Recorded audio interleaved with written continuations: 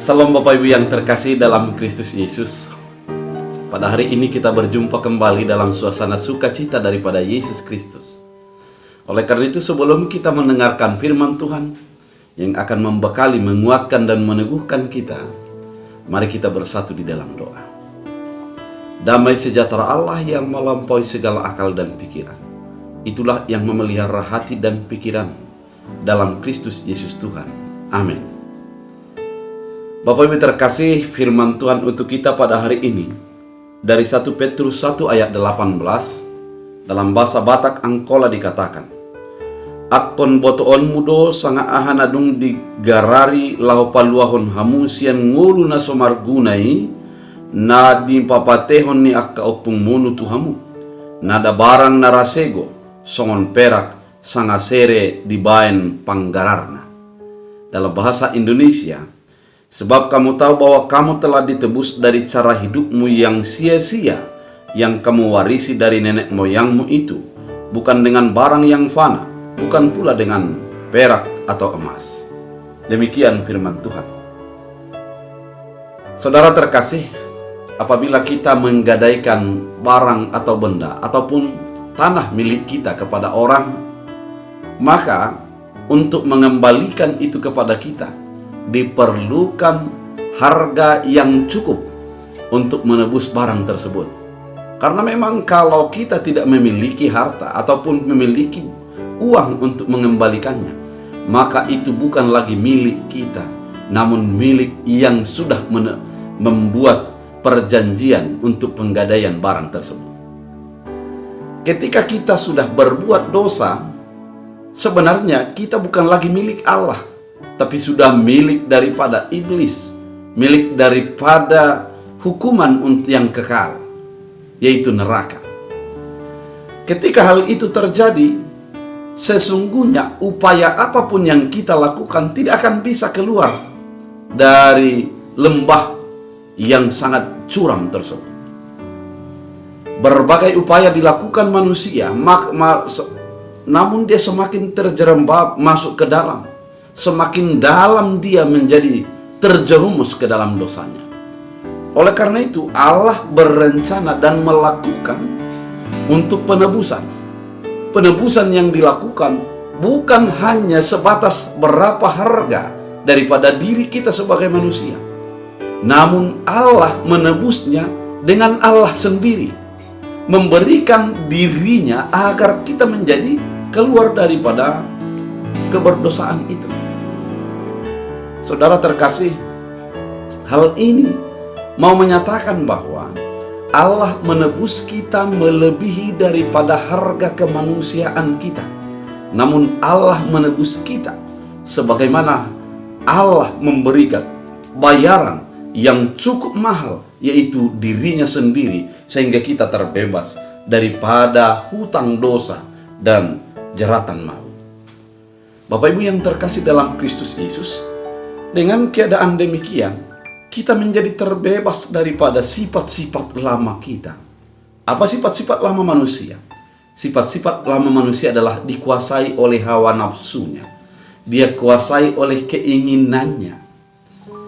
Dan kemudian sifat lama manusia adalah benci, dengki, iri, marah, kesombongan, kecongkakan, dan berkata sesuatu yang tidak baik, merupakan sebuah daripada sifat-sifat keberdosaan. Namun ketika ditebus, kata sombong menjadi kata rendah hati, kata yang dulunya mengutuk menjadi kata memberkati, sifat yang dulunya adalah untuk diri sendiri menjadi hidup untuk orang lain dan mengasihi sesama yang ada di sekitarnya. Kehidupan kita menjadi seorang yang tampil beda, bukan lagi seperti kehidupan yang dulunya, namun diubah menjadi kehidupan yang sesuai dengan keinginan Kristus Yesus.